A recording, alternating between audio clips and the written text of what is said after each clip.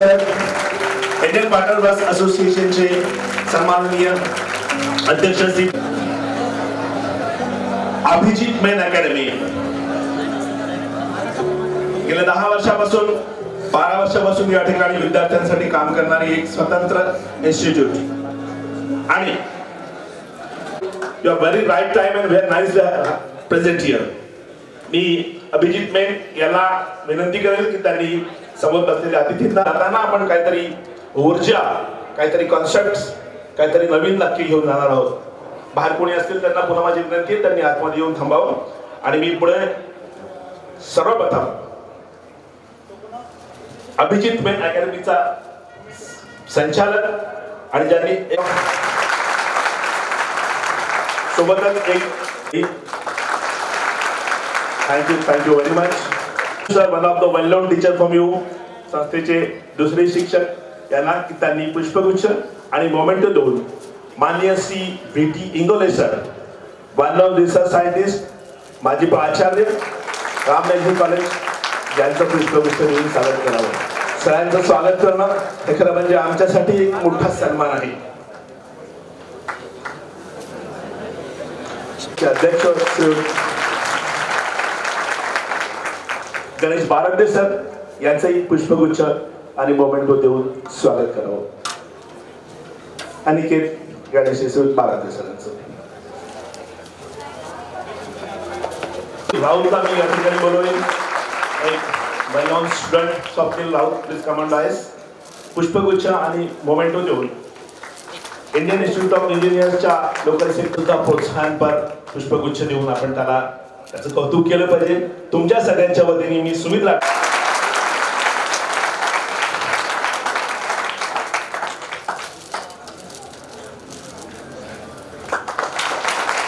Thank you very much. After that 10th आणि 12th मध्ये एक ऍव्हरेज स्कोर आलेला आहे. त्याला सर सांगतीलच तुम्हाला की त्यांचा स्कोर काय होता. जे आपण नेहमी म्हणतो की मार्क्स खूप जास्त इम्पॉर्टंट आहेत, तर ते आता तुम्हाला सांगतील की मार्क्स कमी भेटूनही कोणी पर्सन इतक्या मोठ्या लेवलवर कसा काय जाऊ शकतो. सो 10th आणि 12th मधला स्कोर कमी आला, बट त्यानंतर मग त्यांनी स्वतःचा ड्रीम परस्यू करण्यासाठी स्वतःचा डिप्लोमा स्टार्ट केला.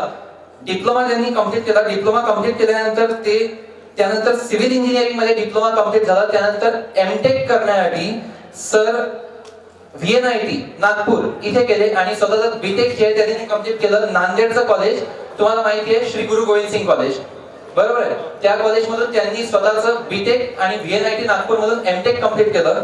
आफ्टर दॅट त्यांनी न्यूयॉर्क सिटीमध्ये नोवासाठी वर्क करणं चालू केलं.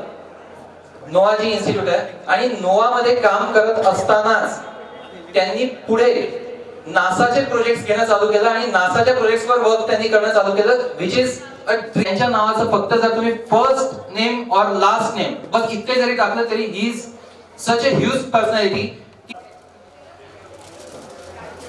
जो वर्क कॅपॅसिटी आहे हा पूर्ण जगभर काम करणारी ही संस्था आहे आणि याच्यामध्ये रिसर्च सायंटिस्ट म्हणून काम करण्यापूर्वी सरांनी एन्व्हायरमेंटल इंजिनिअरिंग मधला VNIT जे नागपूरला एमटेक केलेला आहे त्या एन्व्हायरमेंटल सायन्सची ती जोड आहे आणि ही पूर्ण नोवा सुद्धा एन्व्हायरमेंट साठी सतत काम करते.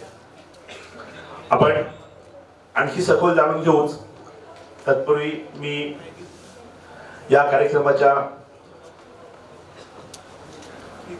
दीप प्रज्वलनासाठी माननीय अतिथींना विनंती करतो की त्यांनी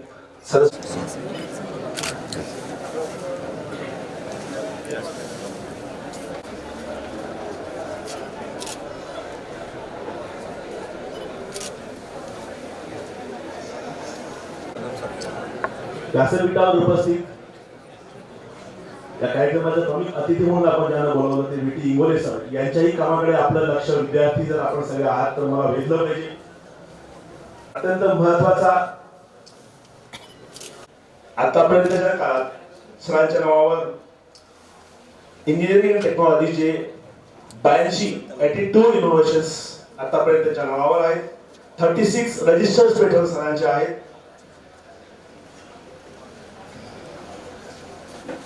चीफ डिझाईन इंजिनियर मिसेस कापरान व्ह्यूज मध्ये सरांनी काम सुरुवातीला केलं आहे. त्याच्यानंतर PICT पुण्याचे ते प्रिन्सिपल राहिलेले आहेत. एक नाविन्यपूर्ण रिसर्च जो जगालाही सध्या थँकफुल की आपल्याला इतकी सुंदर आणि इतकी स्पेशलाइज गेस्ट या ठिकाणी मिळाली आहेत. मी पुढच्या कार्यक्रमाला वळण्यासाठी प्रास्ताविका करता अभिजित मेन अकॅडमीचे संचालक चंजू अभिजित मेन याला या ठिकाणी बोलवतो. त्यांनी या कार्यक्रमाचं प्रास्ताविका थँक्यू.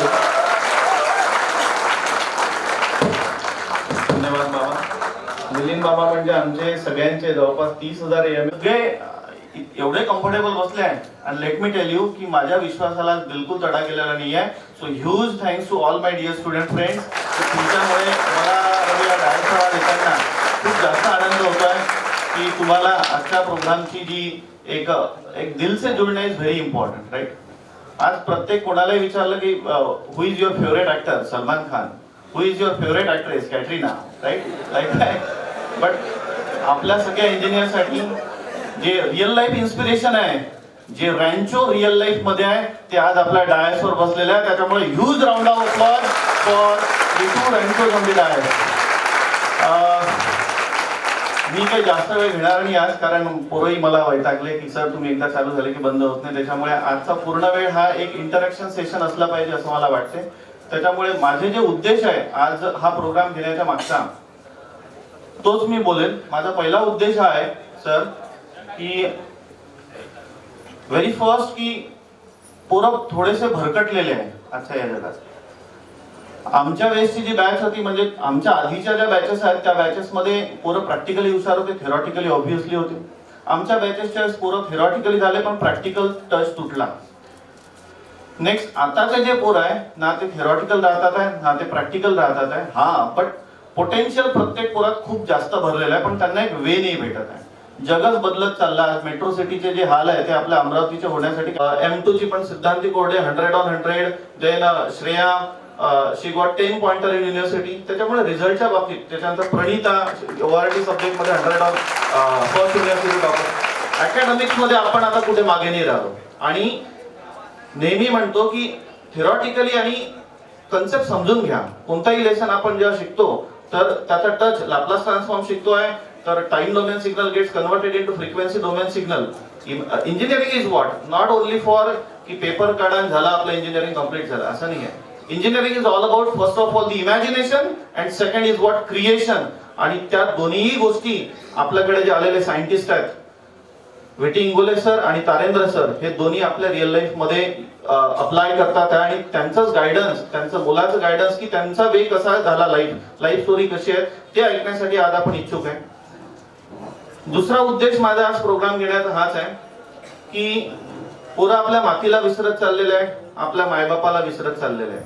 मायबापांची खूप इच्छा असते की पोरं मेट्रो सिटीत जाऊन त्यांनी उच्च शिक्षण घ्यावे, फॉरेन कंट्रीज मध्ये जाणे. मी बॅच मध्ये असताना नेहमी म्हणतो की खेड्यापाड्यातले पोरं जे स्मॉल विलेजेसचे ते आपल्या अमरावतीत येतात, अमरावतीतले पोरं आपले पुणे मुंबई मेट्रो सिटीज बँगलोर मध्ये जातात आहे आणि तिथून पोरं फॉरेनला जातात आहे. हाँ लेकिन घूम फिर के उसने वापस आपल्या मातीत येणे खूप गरजेचे आहे. सो दॅट की आपली जी सोसायटी आहे सोशली आपल्याला त्याचा फायदा झाला पाहिजे. तुमच्यामुळे अजून 10 पोरं बनले पाहिजे आपल्या सोसायटीचे आणि हळूहळू आपल्या भारताचं नाव ज्या प्रकारे तारेंद्र सरांनी उंचीवर नेलेलं आहे त्याच प्रकारे मी एक्सपेक्ट करतो की आपले पण स्टुडंट नेऊ शकतात. त्याच्यामुळे यांच्या मुलाच्या मार्गदर्शनाचा मी आज एक्सपेक्ट करतोय की त्यांच्या मुलाचे मार्गदर्शन आपल्याला मिळेल. सो दॅट की यातले जे दिसत नाही. मी एक छोटासा अनुपम आलेला आहे सर, मी थोडंफार तुम्हाला सांगितलं आहे, तो आलाय. ये अनुपम डायसवर पटकन. He is a 7th standard student from Narayana school. Tarendra sir, Vijay sir, हा 7th स्टँडर्ड मध्ये मुलगा फक्त आणि फक्त 10 वर्षाचा. याला सी लँग्वेज येते, C++ येते, एवढ्या कमी वयात पायथन शिकला, ड्रोन यांनी स्वतः बनवला. आणि तो ड्रोन काय असा कसा नाही आहे, त्याची इफिशियन्सी तुम्ही पाहाल तर तुम्ही अवाक होऊन जाल की एवढा लहान वयात मुलगा कसा करू शकतो. आता याला सर्वप्रथम तर मी कौतुक करण्यासाठी याचेच गुरु MDB इलेक्ट्रोसॉफ्टचे संचालक मंगेश भारती सर यांनाही मी डायसवर आमंत्रित करतो की त्यांनी याचं कौतुक करावं आणि याला पुष्पगुच्छ देऊन याचं स्वागत करावं. कारण हा खूपच मला तर खूपच आवडलेली अशी अवस्था आपल्या इंडियावर आलेली आहे की मायबापाला जेव्हा आपल्या पोरांची खूप जास्त गरज असते तेव्हा तो मुलगा तुम्ही आटपून घ्या म्हणते, पैसे मी पाठवून देईल, ही अवस्था आपल्या भारतावर आलेली आहे. त्याच्यामुळे धन्यवाद भारती सर. हो हो खूपच हुशार पोरगा. मग मी त्या बारात सर आणि जवळदार सर या ठिकाणी समोर बसलेले आहेत. हा हॉल खरं तर अशाच कार्यक्रमासाठी तयार केला आहे. याच्या आधी जे वर्कशॉप्स अभिजित मेला अकॅडमीने घेतले, आपल्या इन्स्टिट्यूशन मध्ये काही घेतले, मला खात्री आहे पुढे एखादा वर्कशॉप आपण इतक्या मोठ्या स्वरूपात सुद्धा घेऊ. सरांना इंडियन इन्स्टिट्यूट ऑफ इंजिनियर्स सुद्धा त्याच्यासाठीच काम करते, ज्याच्यामध्ये तुमच्यासारख्या नवीन लोकांचं, अभिजित आणि नारायण सरांसारख्या, विटी सरांसारख्या क्रिएटिव्ह माणसांशी कम्युनिकेशन डेव्हलप केलं गेलं पाहिजे. हा त्याच कामासाठी हॉल आहे. त्याच्यामुळे आपण अगदी योग्य जागी आणि योग्य ठिकाणी आलेलो आहोत. मला असं खात्री आहे की याच्यासारखे भरपूर चान्सेस तुम्हाला भविष्यातही मिळतील. या ठिकाणी मी पुन्हा एक नेहमीचा असतो, परंतु एका माणसाच्या हाताने चालणारा अभिजित मेल इन्स्टिट्यूट सारखा एक इन्स्टिट्यूट, युनिव्हर्सिटीचे पहिले 4 टॉपर, M1 चा एक टॉपर, M2 चा एक टॉपर, 10 पॉईंट्स बोलवूया. मी निमंत्रित करतो, एकदा जोरदार टाळ्या वाजवून वन अँड ओनली वन तारेन. आणि आता डायसचे मेंबर, मला खूप आनंद झाला. ऍक्च्युली आज माझी फ्लाईट होती. सांगते की तुम्ही किती इच्छेने इथे आले, तुमची लगन, आणि release kudos to you. Give big hand to yourself.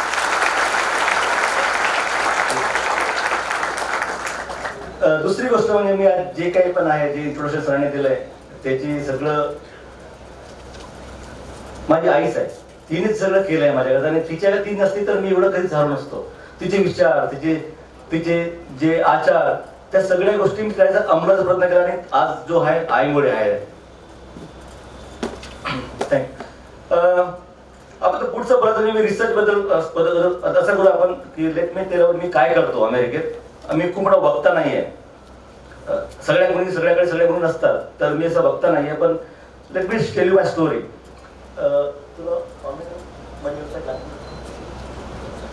Let me show you my website first, की मी काय करतो. मला आयडिया आहे की मी अमेरिकेत काय असं करतो. तर स्नो तर ठीक आहे, पण आपले ऍग्रिकल्चर करताना क्रॉप सॉइल मध्ये किती पाणी आहे ते पण माहिती करायचं. जॅकेट पहनलेंगे, पण इथे बरेच एक्झाम्पल होते, इलेक्ट्रिक प्रोडक्शन कंपनी असते, राईट. त्यांना माहित व्हा असते की उद्या डिमांड करायला, थंडी वाढली तर लोक हीटर लावतात, गरमी वाढली की लोक AC लावणार.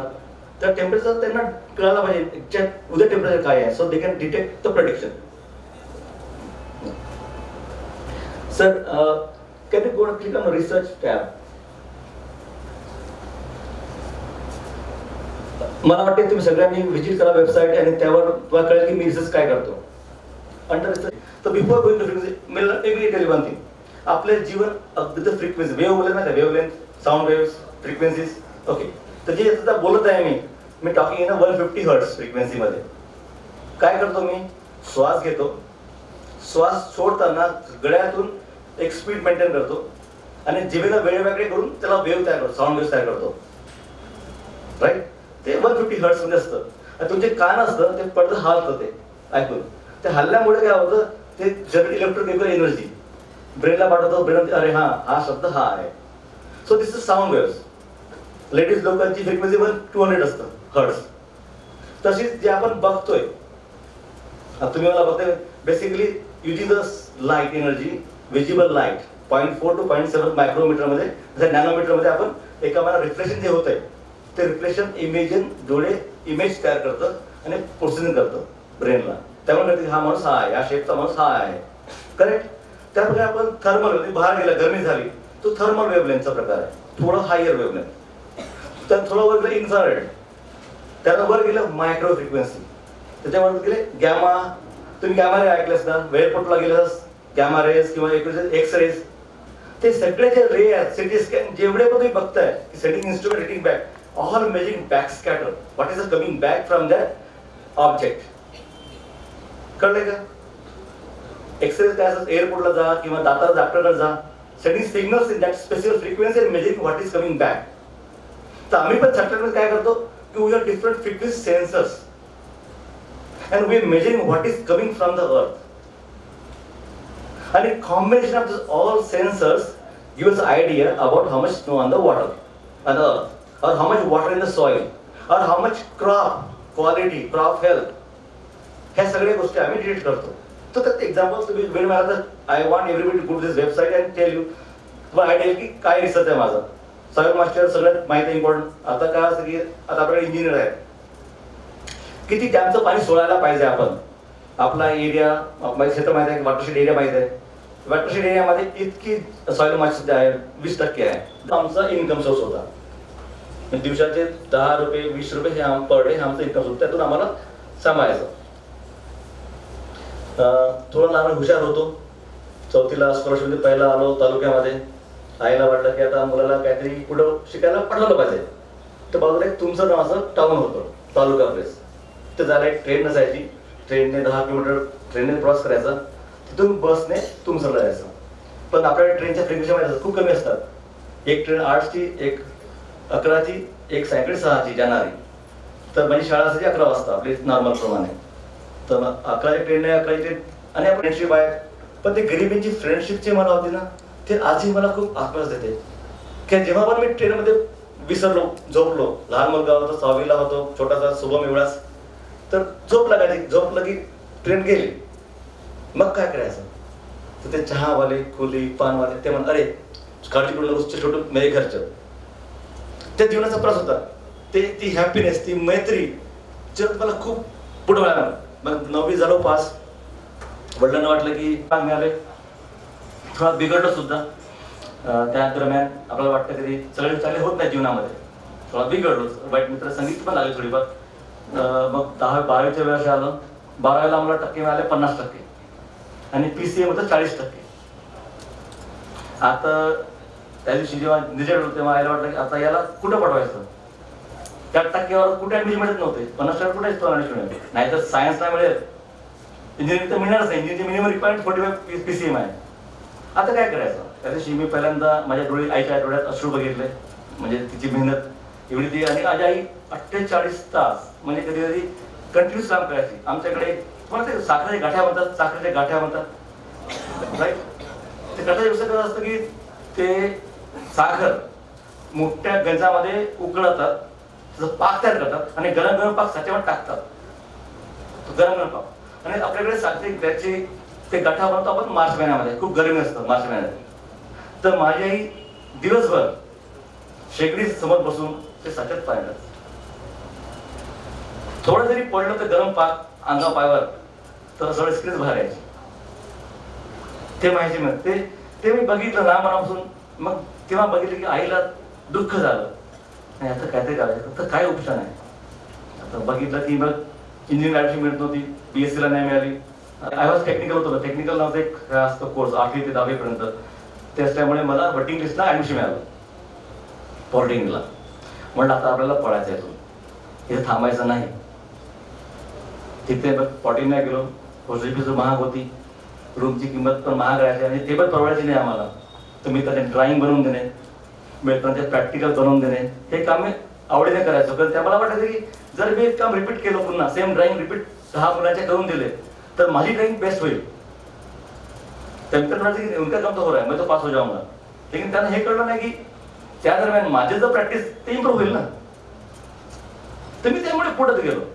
हा दुसरं गोष्ट आहे की ते चुकीचं होतं, पण मला उपाय नव्हता. राईट. ते पास झालो.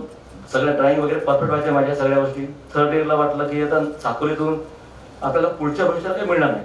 सर नागपूरला ट्रान्सफर झालो. नागपूरला 3rd इयर पास झालो. 67% मिळाले, 68% मिळाले समथिंग. आता बीचा प्रॉस होता. सगळ्यांनी म्हटलं की बी ऍडमिशन. त्यावेळेस जेव्हा मी पास झालो 93ला, तेव्हा फक्त गव्हर्नमेंट कॉलेजेस होते आणि 8 होते महाराष्ट्रामध्ये. आणि त्यांची ऍडमिशन क्लोज होती. 80% 90% क्लोज व्हायचे. 80-82ला क्लोज व्हायचे. 80% सीट्स होत्या. MPSC अलाउड नव्हतं. जेव्हा तुम्ही डिग्री केली बी इन सिव्हिल तर MPSC अलाउड नव्हतं. तर बरेच महिने काय केलं की नहीं उस पर भी जाना नहीं, MPSC अलाउड नहीं, छोड़ देने का. And नशिबाने because of 67% I got in the CWM branch. बघा, एक फक्त मी काय केलं की थोडा प्रयत्न केला की चला क्या होगा, हार जाऊंगा उससे बुरा कुछ नहीं होगा, मुंबई जाके घूम के आऊंगा इससे बुरा कुछ नहीं होगा. राईट. प्रयत्न केले, मिळाले. पुन्हा एक स्टेप मिळाली मला, स्टेपिंग स्टोन. मग सेकंड इयर मिळाली, थर्ड इयर, मग गेट एक्झाम होतो ना. तर एवढी no GATE exams. GATE exam आम्ही पहिला आलो आपल्या शाळेत कॉलेजून, एकच विद्यार्थी पास झालो मी एकटाच ना. मला सगळे मुलं पास व्हायचे, VGTI COE पुण्याचे मुलं पास व्हायचे. मी गेट पास झालो, चांगले टक्के मिळाले, 89% मिळाले मला. IITला ॲडमिशन मिळत होती, पण त्या दिवशी ॲडमिशन मिळाली त्या दिवशी माझी परीक्षा होती नांदेडला, नाही मिळाली. ठीक आहे, जो मिळाला सो मिळाला. हायकोर्ट ॲडमिशन VNIT नागपूर, जे VRC नागपूर होतं तिथे MTech केलं. डिस्टिंक्शन पण चांगला करून डिस्टिंक्शनला पास झालो. पास होऊन 2 वर्ष काम केलं, 1-1.5 वर्ष. आणि मुंबईला मला माझ्या एका प्रोफेसरला कळलं की असा एक विद्यार्थी आहे नागपूरला, त्याच्या कनेक्शनमध्ये. ते म्हणजे तू बॉम्बे आता तुझी ॲडमिशन मिळली जाते. ॲडमिशन आली मुंबईला, IITला सुरू झाला अभ्यास. मग नावाला PhD द्यावा होता की थोडा वेळ लागतो, 3 वर्ष 4 वर्ष. तो लोग शादी कर लेना, PhD के वक्त शादी भी नहीं शादी रहती, टाइम में अच्छा हो जाएगा और PhD हो जाएगी. पण नंतर कळलं की माझा जो प्रोफेसर होता तो 7 ते 8 वर्ष लावायचा PhD करता. लग्न जोडलं इकडे, गावी आलो. परत गावी येताना इकडे इंटरव्ह्यू आलो. म्हणलं बायकोला सांगितलं, हे बघ तुझं त्या जावाई म्हणून PhD करता म्हणून तुझ्या वडिलांनी मला तू दिलीस, लग्न करून दिलं, आता काय मी PhD सोडत आहे. अरे ठीक आहे, तुम्हारी मर्जी, अगर तुम्हें लगता है कि छोड़ना है तो छोड़ दो. हिम्मत दिली बायकोने. लग्न केलं, मुंबईला आलो. सरळ एक रूम किराणे घेतली आणि जॉब सुरू केला. मग वाटलं की जॉब ठीक आहे. सरळ सांगितलं, सर मी PhD सोडली, आता मी जॉब करतोय. शिवाय खाल्ल्या त्या गोष्ट वेगळी आहे. कारण मागचे 1.5 वर्ष मी सगळे काम सरांचे करत होतो. नाही इस बार छोडतो नाही, लेट्स ट्राय अवर बेस्ट. तर 600 पैकी ॲटलिस्ट 35 लोकांचा रिस्पॉन्स आला की या you can apply my colleges. आणि काय झालं की नाही, you must apply my college. आणि नशिबाने I got admission in the city university of New York आणि विथ फुल फेलोशिप. लगेच विजा मिळाला, अमेरिका निघालो.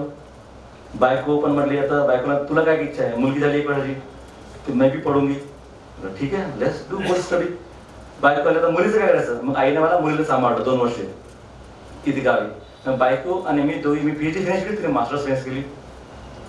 मी माझ्या इंजिनिअरिंग युनिव्हर्सिटीमधला कमीत कमी PhD फिनिश केला माझा एक विद्यार्थी. मी 2 वर्ष 9 महिन्यात PhD फिनिश केली अमेरिकेत. कॉम्प्लिकेशन 2 वर्ष 9 महिने. त्यावेळेस I was fastest person who finish PhD in that four university. चांगलं झालं, एक चांगली फेलोशिप मिळाली पोस्ट डॉक्टरेटची. त्यानंतर बिकम अ रिसर्च सायंटिस्ट म्हणून मी I came back to same university. त्यांनी म्हटलं की तायन you know this. And once I come back university I build all those field campaigns. तुम्ही बघितली, स्नोचं बघितले, तिथं -25 डिग्री टेम्परेचर असतं, -25. म्हणजे कुल्फी, नाकातली कुल्फी बनते राईट. तर ते सगळं मी बिल्ड केलं. Soil moisture field campaign I work for, and this all field campaign I decide to come to doctorate. पण म्हटलं ते जे हायस्कूलचे विद्यार्थी आहेत त्यांना माहीतच नाही काय करायचं आहे जीवनामध्ये, किंवा जे मिडल स्कूलचे विद्यार्थी आहेत त्यांना माहीतच नाही करायचं काय आहे. तसे let me target those students who can I motivate. So at least त्याच्यापैकी जर 10-15 जरी मुलं सायन्स करायला आले किंवा BE केलं की MTech केलं, PhD केली, तर माझं लाईफ धन्य होईल. राईट, तोच माझा उद्देश होता. आणि मी अख्ख्या न्यूयॉर्क सिटीमध्ये जागा बघून I start weather station. I feel proud of that की जगामध्ये असे वेदर स्टेशन इन्स्टॉल कुठेच नाही आहेत. इव्हन भारतामध्ये मुंबई शहरात कुठेच नाही अशा गोष्टी. आणि त्याचं पण प्राऊड थिंग्स. जे कारण असं होतं की आपण जे एकदा ठरवतो विथ पॉझिटिव्ह एनर्जी ते होत राहतं. ओके, हे माझा झाला प्रवास. त्या प्रवासामध्ये बऱ्याच गोष्टी मी डिफरंटली केल्या. हा प्रवास सोपा नव्हता. तर एक प्रवास होता की एक होता की कर्मा, एवढं दिवस कर्मा. तर मला असं वाटतं की कर्मा आपल्याला खूप मोठा एक चेंजिंग पॉईंट असतो तुमच्या जीवनामध्ये. आता before Karma let me tell you exam. तुम्ही एक्झाम सरळ देता, राईट. एक्झाम लक्षात राहायला पाहिजे. म्हटलं की ब्रेनला काय पाहिजे. ब्रेनला आपल्याला सशक्त होण्याकरता भात भाजी गरम पोळी. ब्रेनला काय हवं लागेल, काय हवं असेल की तो आठवेल बराबर. कोणी उत्तर तुझं काय ब्रेनला हवं असतं. ब्रेनचं फूड काय असतं. तुमचं फूड भात भाजी गरम पोळी आहे, राईट. ब्रेन सपोर्ट काय आहे? Okay, the small part. जोरात जोरात. नाही, नॉलेज नाही. Knowledge you reading it. नाही, प्रॅक्टिस तुम्ही पण रिपीट मेन करता ना. प्रॅक्टिस म्हणजे 10 वेळा वाचता, ते पण नाही. एकच वेळा वाचता आपल्याला. टेक्निक पण नाही. नाही. Oxygen. when you put more oxygen to brain work much better. blood flow body मधला, when you blood flow वाढेल केव्हा? तुम्हाला आठवते का शरीरामध्ये जब कोई सोचता तो चलता तेज चलता है. ते चला लोकांना आठवतं. का आठवतं? की when they act faster the blood flow much faster, right? बघा मूवी मध्ये बघितलं असतं, राईट? जिसको सोचना तो चलता तेज. तो what is the object of walking faster? की ब्लड फ्लो वाढेल, ब्रेन ऍक्टिव्ह होईल आणि ते आठवेल. So oxygen, activity together, right? And then also you might need a break. This is water. पाणी जास्त पिणार तर पाणी लगेच ते प्रोसेस होतं बॉडीमध्ये. ते तुम्हाला blood process early morning. So I need to find out the way to early morning time, झाडाखाली, freshness, work faster, I will read it. कळलं?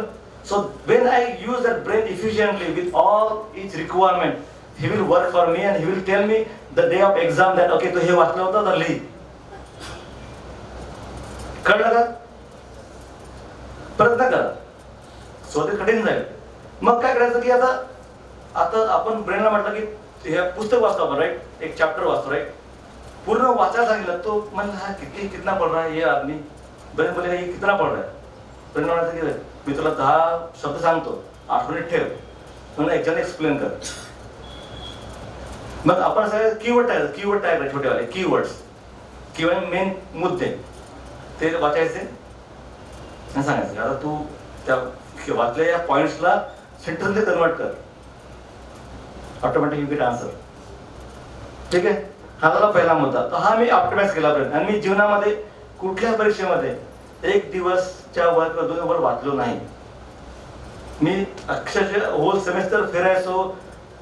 मी सगळे स्पोर्ट्स खेळले. चेस चॅम्पियन कॉलेजचा होतो, इंटरनॅशनल युनिव्हर्सिटी लेवलला सेकंड रनर अप होतो. मी सगळे sports खेळले. स्विमिंग पासून बॅडमिंटन, सगळ्या गोष्टी खेळल्या. कारण मला वाटलं की आपण खेळ की कुठे आदमी हुशारी बन सकता है. म्हणजे तुम्ही असं नको करा. पण सेम टाइम मी विचार केला की केव्हा वाचायचं. जेव्हा खेळायला आलो की लगेच चिठ्ठी राहायची, काढायचो कुठला पॉईंट आहे, आता हे पॉईंट. खेळताना सुद्धा मी ते लक्षात ठेवायचं की आपल्याला पडणं आहे. कभी कभी होता है खेलने के धुन में खेल लेते हैं, पण नाही, आपलं लक्ष इथं राहायचं. अभ्यासाकडे खेळताना सुद्धा ते विचार नको व्हायला पाहिजे. ठीक आहे? तो तर दुसरी गोष्ट काय केली की आता बघा तुम्ही वाचता गोष्टी आणि आठवत नाही, राईट? वाचताना आठवत नाही.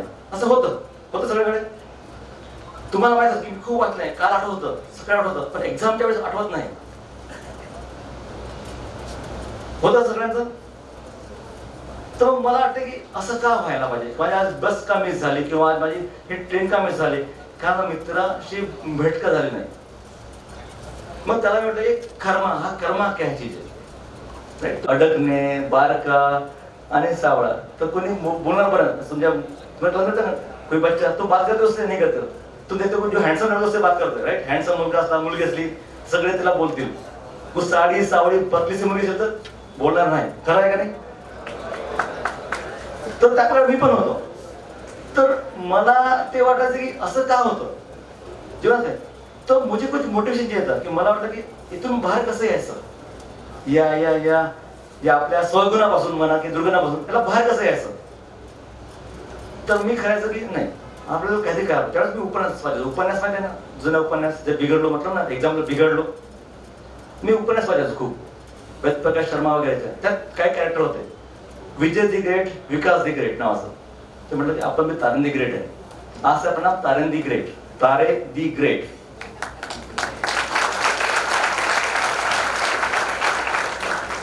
कारण वन स्टोरी. जंगलामध्ये सगळ्यात स्ट्रॉंग प्राणी कुठला असतो? हत्ती, राईट. सगळं उंच जिराफ असतो. सगळ्यात चपळ कोण असतो? चिता असतो. हुशार लोमडी असतं. पण राजा कोण असतो? का बरं असावा? ह्या तुम्ही गोष्टी ऐकल्या, का त्याला वाटतं, त्या लायनला वाटतं की आपण राजा आहे. मला तेच मिळालं की नाही, आपल्या लग्नाची आपण तारंदी ग्रेट आहे. We are bigger than everybody and let's work that way. कळलं की आपल्याला वाटलं पाहिजे की आपण काहीतरी आहे, आपलं अस्तित्व आहे आणि आपलं अस्तित्व आपण दाखवून द्यायचं लोकांना. त्या टेबल मॅ सिग्नेचर वॉज तारंदी ग्रेट. My signature was तारंदी ग्रेट. माझे कॅलिग्राफी सिग्नेचर नाही, that was my signature that time. मग हळू मॉडिफाय केली म्हणजे की चित्रपटाचा नीट चलेगा तर मॅसेज तारंदी ग्रेट. त्यामुळे let's do our job, let's build our self confident आणि सगळ्या गोष्टी केल्या जीवनामध्ये. आय थिंक मी थांबीन आणि एक म्हणेन की किसी चीज को सिद्ध से चाहो, किसी भी चीज को सिद्ध से चाहो तो सारी कायनात उसे बुलाने के लिए मेहनत जुट जाती है. तो ते मी जीवनात ठेवलं की कोई भी चीज करना है ना, पूरी मेहनत से करो, दिल लगा के, वो मिलेगी तुमको. ठीक है. तो I will stop here and I happy to answer any questions you have about my research, my life, about your life also. Happy to answer the questions. I am around here for next 1 hour. चालेल? ठीक आहे.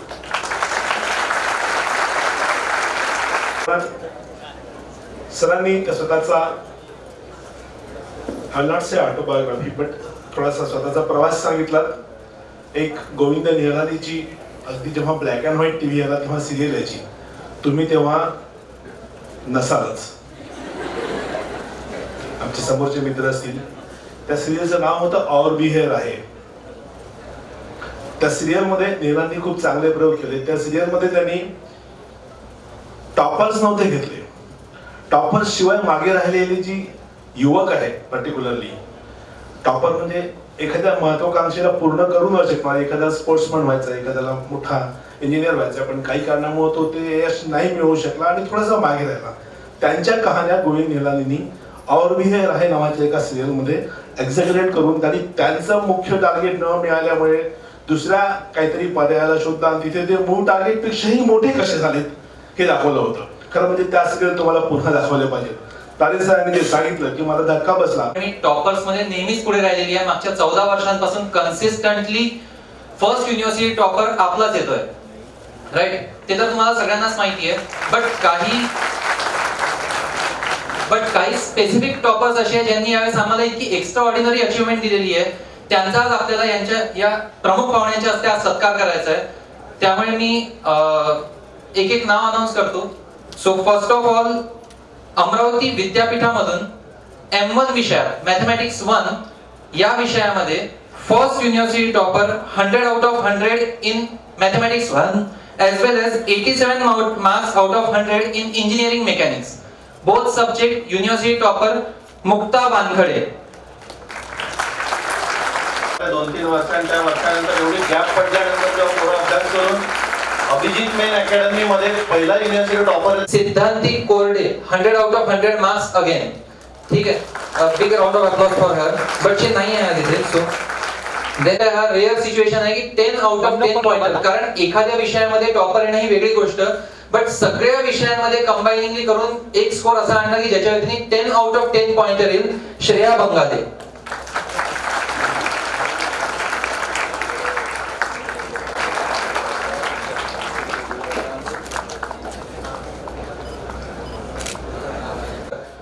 $91 marks out of 100 in Operation Research and Technique subject ORT. मी इंगोले सरांना म्हणतो की तिथे स्वागत करावे. श्रेया ही आपल्या नितीन सरांची विद्यार्थिनी आहे. सर, यावेळेस आमच्या विद्यापीठात हे 4 टॉपर्स फर्स्ट युनिव्हर्सिटी टॉपर आहेत, पण आमच्या अकॅडमी मध्ये यावेळेस रेकॉर्ड ब्रेकिंग रिझल्ट आहे. टोटल 60 टॉपर्स आहेत ज्यांनी अबाव, आणि त्यातली 20 to 30 स्टुडंट्स असे आहेत की ज्यांनी अबाव 70 मार्क्स स्कोर केलेले आहे ऑन पेपर आउट ऑफ 80. सगळ्यांना माहिती आहे की विद्यापीठात आउट ऑफ आउट मार्क्स मिळणे थोडं कठीण आहे. पोरं सर मुझे पास कर दो ऐसे ऍटिट्यूडचे पुष्कळ लोक येतात आणि आमच्या अकॅडमी मध्ये आल्यानंतर पोरं असे झालेले आहे की जे एकदम ऍव्हरेज पोर आहे ते टॉपर्स लेवलवर गेलेले आहे आणि जे ऑब्व्हियसली टॉपर्स लोक आहेत त्यांनी यावेळेस एक्स्ट्रा ऑर्डिनरी मेहनत घेऊन आज ते फर्स्ट युनिव्हर्सिटी टॉपर मध्ये आले. त्याच्यामुळे आमच्यासाठी तो खूपच जास्त अभिमानाची गोष्ट आहे आणि हा रेकॉर्ड कन्सिस्टंट आम्ही गेल्या 14 वर्षापासून बरकरार ठेवलेला आहे आणि हा असाच आम्ही अवधूपन ऍटच्या सोबत आमच्या पोरांना मोटिवेशनल असं सगळं मिळालं पाहिजे. त्याच्यामुळे माझ्याकडनं जेवढे शक्य होते आणि माझ्या पूर्ण टीम कडनं जेवढे शक्य होते तेवढं आम्ही विद्यार्थ्यांसाठी नेहमीच सदैव करत राहू. आजकाल असं झालं की मला भरपूर विद्यार्थ्यांनी आताच म्हटलं की सर आपल्या अकॅडमी बद्दल तुम्ही काहीच बोलत नाही. मी घरून ठरूनच आलो आहे की हा प्रोग्राम काही इथे पब्लिसिटीसाठी मी करत नाही आहे. माझ्या विद्यार्थ्यांचं इथे भरपूर कौतुक झालं पाहिजे. या कौतुकाचं एक असं मोटिवेशन त्या पोरांनी घेतलं पाहिजे की पुढे जाऊन, कारण एफर्ट्स टाकल्यानंतर त्याचे रिझल्ट लगेच मिळत नाहीत.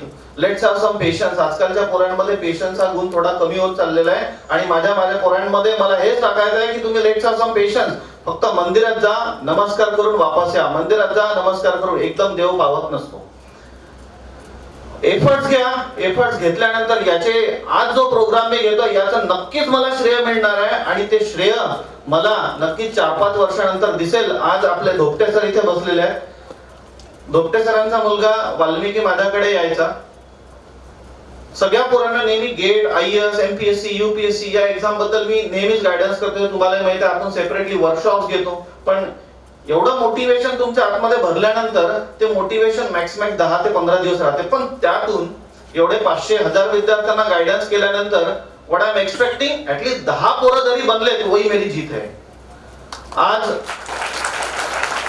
या प्रोग्राम मधून 4-5 पोरं जरी बनले बस मैं जीत गया. मला सफलता मिळाली आणि तेच मला पाहिजे आणि माझ्या पोरांमध्ये मला मोटिवेशन भरायचं आणि ते पोरं 4-5 वर्षानंतर नक्कीच ज्या प्रकारे तारेंद्र सर, इंगोले सर आपल्या डायसवर आहे त्याच प्रकारे तुम्ही सगळे 10 वर्षानंतर नक्कीच काही नुसतं आपले चीफ गेस्ट आणि तुमच्या विद्यार्थ्यांचं आहे. आणि यासाठीच आपण जुळलो आहे की या प्रोग्राम मधून तुम्हाला जेवढं भरभरून मोटिवेशन, जेवढे तुमचे एम भरपूरचे पोरं भरकटलेले आहे टेम्पररी आनंदात, ते हा त्यांचा क्रुशल वेळ वाया घालवत आहे जीवनातला. ज्या वेळेत त्यांनी अभ्यास करून चांगले मार्क्स करून गेट सारख्या जर एक्झाम त्यांनी क्रॅक केला तर गेटचे किती बेनिफिट्स आहे हे तुम्हाला ऑलरेडी सांगितलं. आणि सरांनी ज्या प्रकारे आता सांगितलं तारेंद्र सरांनी की त्यांच्या नासा नोवा सारख्या वर्ल्ड ऑर्गनायझेशन पर्यंत पोहोचण्यात मला तरी असं वाटतं की जो मोठा टर्निंग पॉइंट आहे तो नुसतं गेट एक्झामिनेशन आहे आणि तुम्ही त्याला अंडर एस्टिमेट करताय सगळे पोरं. हे इंडिया आहे, इथे सर्टिफिकेशनला सगळ्यात पहिलं महत्व दिला जाते. हा एक पीस ऑफ माइंड तुम्हाला पाहिजे असतो, तो पीस ऑफ माइंड तुम्ही पहिले काहीतरी करून दाखवा, त्याच्यानंतर नक्कीच पीस ऑफ माइंड तुम्हाला तुमचे जास्तीत जास्त एफर्ट्स टाकण्याचा वेळ आहे. या आणि त्यांच्या याच्यात गीतेचा, भगवद्गीतेचा जो श्लोक आहे कर्मण्येवाधिकारस्ते, ज्याला तुम्ही बॅच मध्ये मला ऐकत असताल, माझे काही पण पर्सनल इश्यूज किंवा काही असेल ते दरवाजाच्या बाहेर क्लास मध्ये गेल्यानंतर माय कर्म विल स्पीक एव्हरीथिंग. आणि नेहमीच पोरांसाठी झटत राहील. नेहमीच माझ्याकडनं जेवढं होईल तेवढं मी पोरांना नेहमीच देत राहील. कर्म विल स्पीक एव्हरीथिंग. आणि त्यांच्या साईटवर पहिलं गीतेचा श्लोक तोच आहे, कर्मण्येवाधिकारस्ते मा फलेषु कदाचन. बस कर्म करत राहा, फळाची अपेक्षा करू नका. फळ नक्कीच एवढं मस्त फळ तुम्हाला मिळेल की तुम्ही मग मागे नाही हटणार. Right. Thank you so much. Ingole sir तुम्हाला आमंत्रित करतो की आमच्या गुरु म्हणून व्यास ओळखले जातात. व्यास ते व्यास आहेत. त्या व्यासांनी महाभारत सांगितलं. गणपतींना भारावून येतंय की ज्या माणसांचे चरण स्पर्श करावेत अशी माणसं आजकाल उरली नाही. ज्याचे चरण स्पर्श करावेत मी एकदा आणि तुम्ही 1000दा असे ऋषितुल्य मिठी इंगोले सर या व्यासपीठावर आहेत. आम्ही या व्यासपीठाला खरंच नमन केलं पाहिजे की या सरांची व्हॅल्यू आहे. आपण त्यांना ऐकायला उत्सुक आहेत. मला माहिती आहे मी फारसा अडचण नाही करता आचरण करतो. मान्य सर प्लीज. ऋषितुल्य व्यक्ती, काही माझे विद्यार्थी पण आहेत, माझे कलिग्स समोर बसले सगळे, आणि त्यांच्याबद्दल जगाला अत्यंत आशा आहे अशी ही यंग पिढी त्याच्यासमोर उभा राहताना खूप आनंद होतो. मित्रांनो, लाखणकर साहेबांनी त्यांचं पूर्ण चरित्र, त्यांचं काम खरंच म्हणजे प्रेरणा. Yes, something is wrong with the microphone. मला साजेसा 2-3 शब्द मी तुम्हाला सांगतो की तुमच्या पिढीबद्दल खूप आशा आहेत, खूप अपेक्षा आहेत. आतापर्यंत जे सांगण्यात आलं त्याच्या प्रत्येकाशीच मी सहमत असेल असं नाही, पण ओव्हरऑल येस, जीवनातलं एक जे ठिकाण असतं ते म्हणजे शिक्षण पूर्ण करणे. पण ते केल्यानंतर काय करायचं हे तुमच्या शिक्षणापेक्षा तुमच्या इच्छेवर आणि जगाला असणाऱ्या गरजेवर अवलंबून राहतं. हां, तुम्ही टॉप या सगळे आहात, पण तुम्ही उर्वरित आयुष्यात कुठलं टॉप काम करणार हे पण तेवढंच महत्त्वाचं आहे. त्यामुळे जेव्हा माणूस जन्मतो तेव्हा आपल्याला पर्पज ऑफ लाईफ, मी कशाला जन्मलो हे माहिती पाहिजे. केवळ टॉपर यासाठी, खूप मार्क्स मिळवण्यासाठी किंवा पाठांतर करून सॉल्व करण्यासाठी mathematics is a tool. Mathematics is not a science, it is a tool, it is a logic. काल परवा, आणि तुम्हाला सांगू उदाहरण, आय टेक अनदर 2-3 minutes. आता you might have heard that I have developed a solar factory in Amravati. I helped one of the youngsters in the नव्या पिढीचे ज्ञानाने तुडुंब भरलेले लोक आहात. आम्ही कोरडे आहोत. आम्हाला तर एक रेफरन्स पेपर मिळायचा तर मुंबईला जाऊन झेरॉक्स करून आणावं लागायचे. तुमच्या तर बोटावर सगळे, तुम्ही इतके नशिबान आहात. तुम्ही त्या, आणि हा इंजिनिअरिंगचा पोरगा घुसला कुठे. मला काय म्हणायचं आहे की ते जे 8 तास आहेत त्याचं हे फलस्वरूप आहे. ऐकून घ्या, 8 तास पोटाचे. एक PhD माझ्याकडे विद्यार्थी आला, सर मला अँड्रॉइडमध्ये काम करायचं. छान, व्हेरी गुड, कुठलं टॉपिक घेऊ? मी म्हटलं कशाला मी टॉपिक देऊ तुला? तू जेव्हा उघडतो फोन तुला कुठलीच अडचण येत नाही का? कुठलीच अडचण नाही. तो म्हणजे सर येते, म्हणतात तोच PhDचा सब्जेक्ट आहे. तो काही एवढंच येत नाही, तुमच्या अनुभवातून तुमचे सब्जेक्ट्स आहेत. कोणी दिलेले वेगळे आणि तुम्ही बघितलेले वेगळे, तुमचा दृष्टिकोन बदलतो. म्हटलं तू म्हटलं तर रस्त्यात जाताना मोबाईलवर काहीतरी बघितला, तो खड्ड्यात पडला, हा प्रॉब्लेम नाही का? हो म्हटलं मग अँड्रॉइड म्हणून सगळं पूर्ण कॉम्प्युटरचा बाप त्याच्यामध्ये आहे, सुपर कॉम्प्युटर आहे तो. Everything is there. Can not develop an app, a software by which it can tell you when there are obstructions on the way or some dangerous situation. हो सर म्हणे गोर, अरे प्रॉब्लेम समोरच असतं, मला सांगायची गरज नाही. आता यांनी जे सांगितलं आहे, मित्रांनो माझ्या जो मी सगळं फिरून येतात आणि काही जमत नाही तर मग सांगतात सर हे जरा सोडून दाखवलं म्हणा, हे जमत नाही. तसं लोकांचं पण असतं. त्यापैकी मी निवडक 35 पेटन्सला अप्लिकेशन केले आणि आतापर्यंत 10 मिळाले. आता मला पेटंट घ्यायचे नाही. इतर त्याचे पत्र आता मला इंटरेस्ट नाही, डिफॉल्ट होतात ते, डझंट मॅटर. कारण काय असतं की मला जे करायचं होतं मी करून दाखवलं, उदाहरण म्हणून. मी मोठा आहे म्हणून नव्हे, जे मी करू शकतो तुम्ही पण ते करू शकता.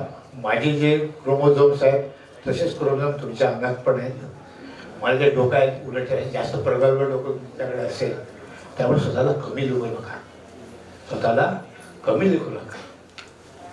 आणि मी मोठा आहे ठीक आहे, पण तुमचं मोठेपण स्वतःजवळ ठेवा. Thank you very much. Thank you sir. मी तुम्हाला फक्त हायलाईट करून देतो.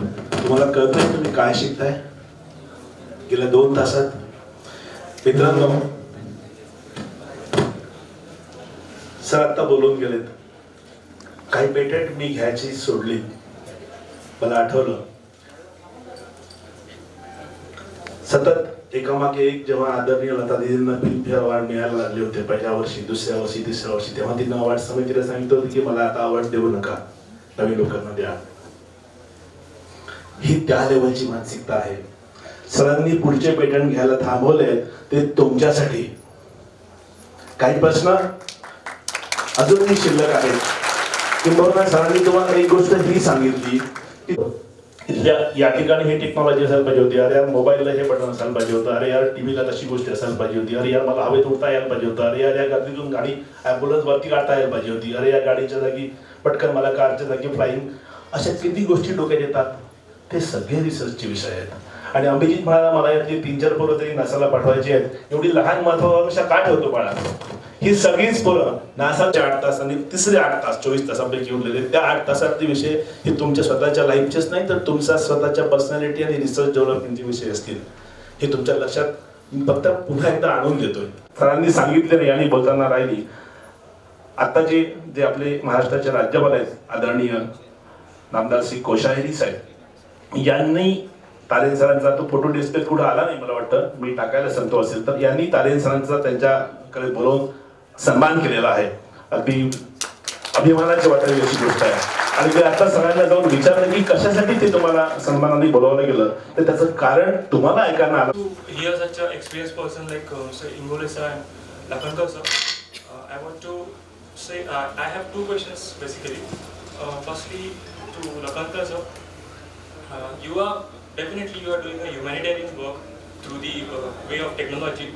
I would like to ask you that in what way you can work for the India itself in the sense of technology. खूप छान प्रश्न आहे तुझा. ऑफकोर्स तुम्ही कम्प्युटर IT कंपनीत गेला, विप्रोला गेले, TCSला गेले तरी भारतातच काम करताय. इस्रोला गेले तरी भारताकडेच काम करताय. आणि you can choose any way. पण एक गोष्ट लक्षात ठेवायची सर, मी आता एक गोष्ट सांगायची राहिली सर मगाशी बोलताना की असं काय झालं की मागच्या वेळेस मी एकदा इंडियाला आलो होतो. सगळे मित्र बसले आमचे क्लासमेट्स वगैरे. सगळ्यांनी म्हटलं की तू अमेरिकेला गेलास, अमेरिकेला स्थायिक झालास, तुला इथे काळजी नाही. म्हणजे तुम्ही काय झालं, तुम्ही गेले अमेरिकेला गेलेस. म्हटलं ठीक आहे, ऐकलं शांतपणे. म्हटलं तुमच्यापैकी कोणीतरी, तुम्ही चांगल्या पोस्टवर आहात, किती वेळा तुम्ही तुमच्या शाळेत जेट पी म्हणा, इंजिनिअरिंग म्हणा, पॉलिटिक्स म्हणा, किती वेळा गेलेस तुम्ही? सगळे बघायला लागले. कधीच नाही गेलो. म्हणून तुम्हाला माहित आहे का मी काय केलं? मी इंडियातल्या माझ्या झेडपी शाळेचं, झेडपी म्हणजे 1ली ते 4थी, तिथून माझं मिडल स्कूल हायस्कूल शाळेमध्ये प्रत्येक वर्षी जातो आणि मुलांना मोटिवेट करतो. कधी असं झालं की अमेरिकेतून मी सायंटिस्ट आणि प्रोफेसर इंडियाला पाठवलं, नांदेडला पाठवले शिकवायला की जा सर तिथे 2 वीकचा क्रॅश कोर्स घ्या आणि शिकून परत या. गोरे पहिल्यांदा नांदेडला कोणी गोरे आलेले आहेत ते मी पाठवले. मग त्यानंतर असं होतं आपल्या आकाशात आहे हे त्यात नाविन्य नाही. मग तिथला मी त्यांना अमेरिकेला घेऊन गेला की चुसल 1-3 कुठला नागरिक होण्याची गरज नाही. If I doing good work I can do anywhere. तर तुम्ही जर इतर काय करत तर तुमचा उपयोग काय भारता करता? मग कारण तर तू विषय कुठलाही निवड, तू कुठेही काम कर, still working for the country, एवढं सांगायचं. ठीक आहे. आणि आय थिंक त्याच्यामुळेच मला 2 महिन्या अगोदर कोसे साहेबांनी जे पुरस्कार दिला की तुझं एवढं काम आहे, तू नक्कीच पुढे वाढत काम कर, त्याकडे सामना केलं होतं.